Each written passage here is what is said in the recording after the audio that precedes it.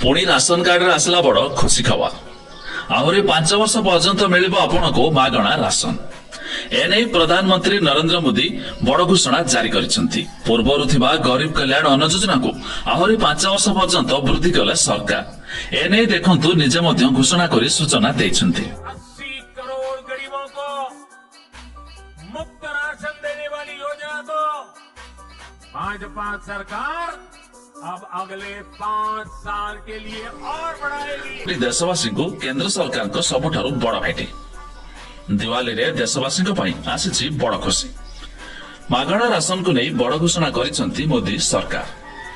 प्रधानमंत्री गरीब कल्याण अन्न योजना आधार में देशवासी बड़ घोषणा करिसेंती केंद्र सरकार।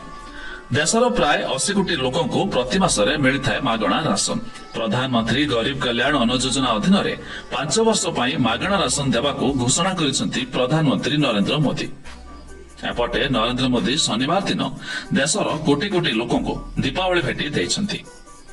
केंद्र सरकार मागणा राशन योजना को प्रधानमंत्री गरीब कल्याण अन्न योजना को आउ 5 वर्ष वृद्धि करने घोषणा करिसेंती। एही योजना अधीन देशर कोटी कोटी गरीब लोक उपकृत होगाकू जाउछंती। दीपावली गोटे सप्ताह पूर्व एही बड़ घोषणा करिसेंती केंद्र सरकार।